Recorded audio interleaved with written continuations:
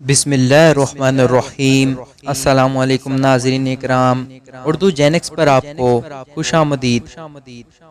حضرت اسامہ بن زید رضی اللہ تعالی عنہ فرماتے ہیں کہ مجھے اللہ کے نبی سے کوئی کام تھا، کوئی حاجت، کوئی ضرورت تھی۔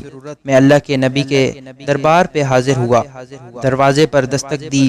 اندر سے آپ صلی اللہ علیہ وآلہ وسلم تشریف لائے اور آپ صلی اللہ علیہ وآلہ وسلم ایک چادر اوڑے ہوئے تھے۔ اس چادر کے اندر سے مجھے کچھ محسوس ہو رہا تھا، جیسے کوئی چیز آپ صلی اللہ علیہ وآلہ وسلم کی چادر کے اندر لپٹی ہوئی ہے۔ مجھے جاننے کا اشتیاق تو تھا۔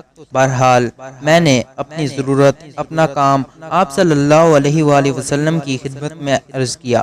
آپ صلی اللہ علیہ وآلہ وسلم نے میری ضرورت کو، میری حاجت کو پورا فرمایا۔ تو بات کے شروع میں جو مجھے اشتیاق تھا، شوق تھا کہ جیسے آپ صلی اللہ علیہ وآلہ وسلم کی چادر کے اندر کوئی چیز موجود ہے، تو میں نے آپ صلی اللہ علیہ وآلہ وسلم کی خدمت میں عرض کیا، یا رسول اللہ، آپ کی چادر میں کیا چیز لپٹی ہوئی ہے؟ تو آپ صلی اللہ علیہ وآلہ وسلم نے اپنی چادر کو ہٹایا، تو آپ صلی اللہ علیہ وآلہ وسلم کی چادر کے اندر سے حضرت حسن رضی اللہ تعالیٰ عنہ، حضرت حسین رضی اللہ تعالیٰ عنہ آپ کے جسم کے ساتھ چمٹے ہوئے تھے۔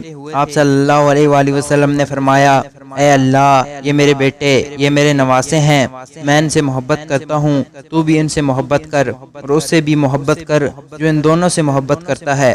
سیدہ عائشہ صدیقہ رضی اللہ تعالی عنہا، اللہ کے نبی کی محبوب بیوی اور پوری امت کی ماں، وہ فرماتی ہیں کہ ایک مرتبہ صبح کے وقت میں آپ صلی اللہ علیہ وآلہ وسلم گھر سے باہر تشریف لے کر جا رہے تھے اور آپ صلی اللہ علیہ وآلہ وسلم کی مبارک جسم پر ایک چادر تھی جس پر کالے بالوں سے کچھ نقوش بنے ہوئے تھے۔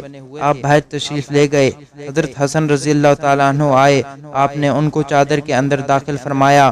حضرت حسین رضی اللہ تعالیٰ عنہ آئے، ان کو بھی آپ نے چادر کے اندر داخل فرمایا۔ حضرت علی رضی اللہ تعالیٰ عنہ آئے، ان کو بھی چادر کے اندر داخل فرمایا۔ حضرت فاطمہ رضی اللہ تعالیٰ عنہ تشریف لائیں، ان کو چادر کے اندر داخل فرمایا اور فرمایا، اللہ کے نبی کے گھر والوں، اللہ تعالیٰ تم سے گناہ کی ہر قسم کی نجاست کو دور کرنا چاہتا ہے۔ ویڈیو اچھے لگے تو اس طرح کی مزید ویڈیوز دیکھنے کے لیے چینل کو سبسکرائب کر لیں۔ شکریہ۔